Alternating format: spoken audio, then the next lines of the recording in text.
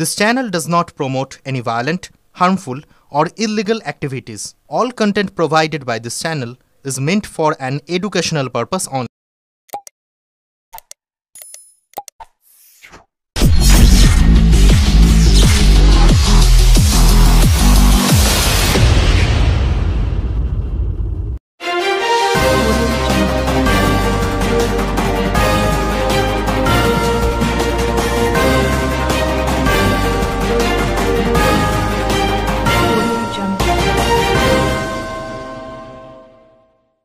কাশ্মীরের সাধারণ মানুষ বলে থাকেন টুরিস্ট হামারি জান হ্যায়।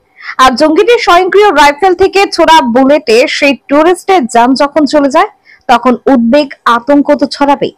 কাশ্মীরে পর্যটকদের উপর জঙ্গি হামলার পর উদ্বিগ্ন পর্যটকরা, চিন্তায় পর্যটন সংস্থাগুলো। গতকাল ভূস্বর্গ কাশ্মীরের পেহেলগাঁওয়ে পর্যটকদের উপর জঙ্গি হামলার পর থেকে চরম উদ্বেগ ছড়িয়ে পড়েছে পর্যটন মহলে। বিশেষ করে এই ঘটনার পরপরই পর্যটকদের মধ্যে আতঙ্ক অনিশ্চয়তা দেখা দিয়েছে, যার ফলে আগামী দিনে কাশ্মীর ভ্রমণ নিয়ে তৈরি হয়েছে দুশ্চিন্তা। ঘটনার পর থেকে যেসব পর্যটকদের কাশ্মীরে ভ্রমণের পরিকল্পনা ছিল তাদের অনেকেই সংস্থার সঙ্গে যোগাযোগ করে সফর বাতিলের সিদ্ধান্ত জানিয়েছেন। ফলে বিভিন্ন পর্যটন সংস্থা পড়েছে গভীর দুশ্চিন্তায়। এ প্রসঙ্গে ব্যান্ডেলের এক পর্যটন সংস্থা কর্ণধর গোপাল চাকি জানান, আমি দীর্ঘদিন ধরেই পর্যটকদের নিয়ে কাশ্মীর সফরে যাই, কিন্তু গতকালের ঘটনাটি অনেক পর্যটকের মনে আতঙ্ক ও ভয় সৃষ্টি করেছে।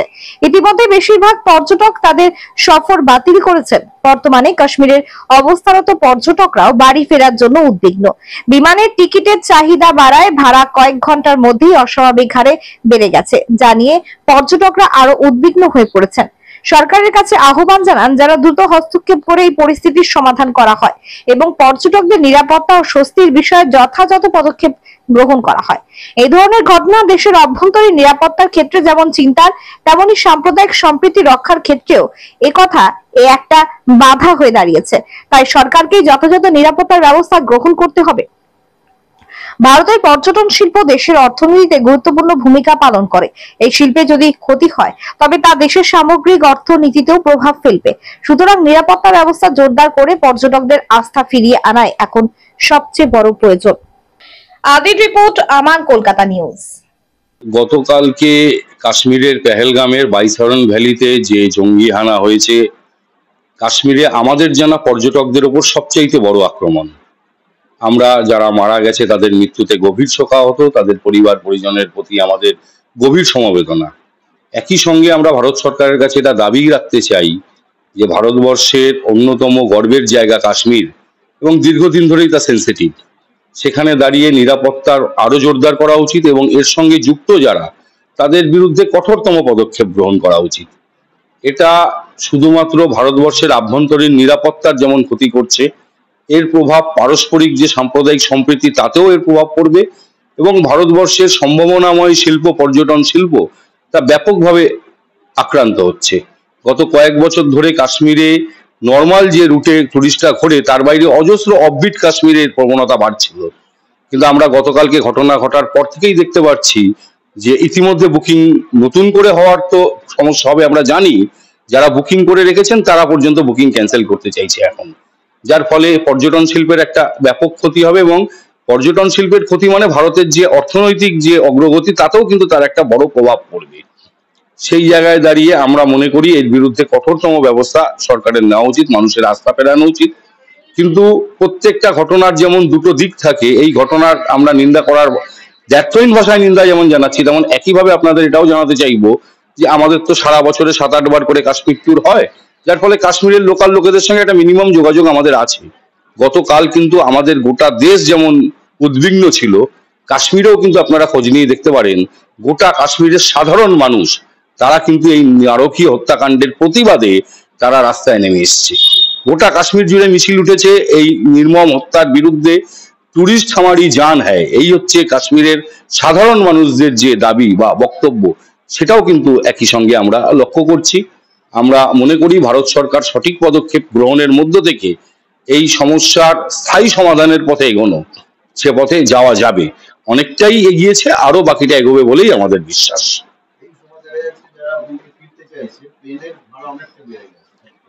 এটা তো ভারত সরকারকেই দেখতে হবে, এটা আজকের সমস্যা নয়। এটা এই আমরা তো যাতায়াত করি, যে কোনো সময় রাস্তায় বানিহাল কাজীকুন্ড টানেল, জহর টানেলের আশপাশে বরফ পড়ে রাস্তা ব্লক হয়ে যায়। যেই ব্লক হয়ে যায়, জম্মু টু শ্রীনগর যার ভাড়া 2-3 হাজার টাকা, সেটা 20,000 পার করে যায়। এটা ফ্লাইট কোম্পানিগুলোর বিষয়, একটু নজরদারি তো সরকারেরই রাখা উচিত এগুলো। এবং এই সময় যেটা সবচেয়ে বড় সমস্যা হবে, ফ্লাইট তো সবাই চাইলে এফোর্ড করতে পারবে না, ফ্লাইটের সিটিং ক্যাপাসিটি কত। আর কাশ্মীরে এই সময় মানে এই মার্চ মাস থেকে যে শুরু হয় একেবারে অক্টোবর পর্যন্ত, এই সময় টুরিস্টের যা ভিড় থাকে, সবাইকে ফ্রিতে ফ্লাইট দিয়ে দিলেও তো আপনার ফ্লাইটে মোট সিট কত, সমস্ত কিছুরই খরচা এবং বেরোনো। এবং ভারতে কাশ্মীরের সঙ্গে সবচেয়ে বড় সমস্যা হচ্ছে রেল যোগাযোগ।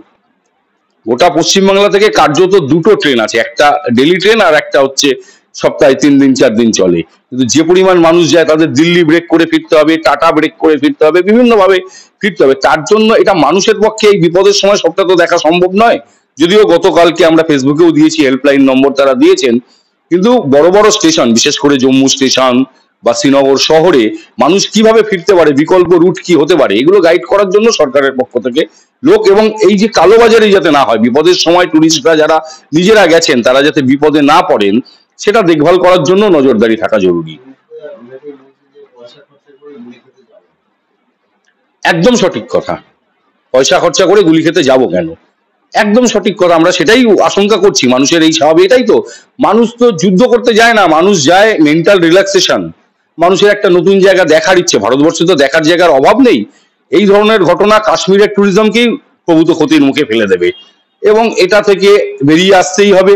তার জন্য মানুষকেও একটা উদ্যোগ থাকতে হবে, এবং অবশ্যই সরকারকে তার যে রাষ্ট্র কাঠামো ব্যবস্থা সেটাকে নিয়ে এটাকে যাতে সমাধান করা যায়, তার জন্য যেখানে শক্ত যেখানে নরম যে পদ্ধতি নেওয়া উচিত তা নিতে হবে।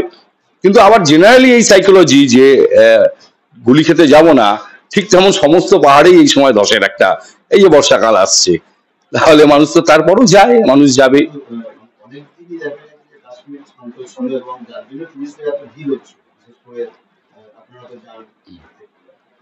পাকিস্তান সবসময় চেষ্টা করে যে এটা কিছুটা ভালো হচ্ছে, তার জন্য যে নিরাপত্তা বা তার জন্য যে ব্যবস্থা নেওয়া, সেটা কি সেটা করতে হবে? না, ঘাটতি ছিলই তো। আমি তো বাইসরন ভ্যালি চিনি, কালকে যেটুকু ফুটেজ যেগুলো ছবি দেখেছি, ওটা বাইসরন ভ্যালিতে কোনো আর্মি ছিল। এখানে প্রতিদিন পেহেলগাঁও কাশ্মীরের অন্যতম সুন্দর জায়গা, এবং সেখানে প্রতিদিন হাজারে হাজারে মানুষ যায়।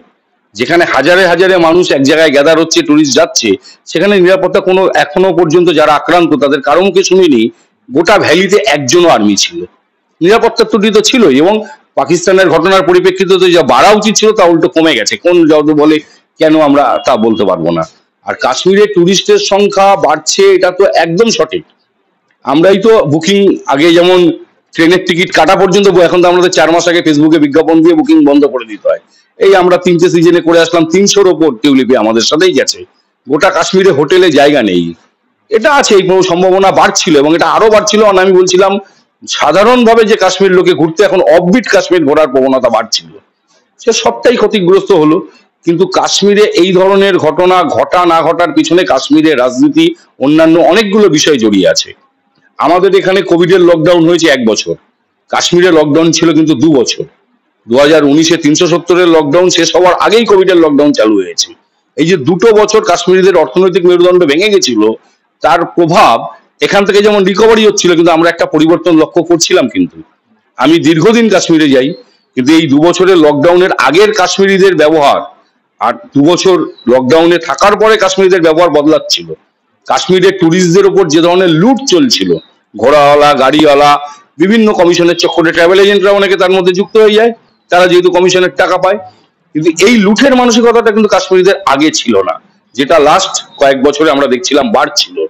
আমাদের মধ্যে এই আশঙ্কা ছিল যে এই মানসিকতা, এটা একটা কালচার, একটা সংস্কৃতি, কাশ্মীরিয়াতকে আমরা সবাই খুব বড় করে দেখি।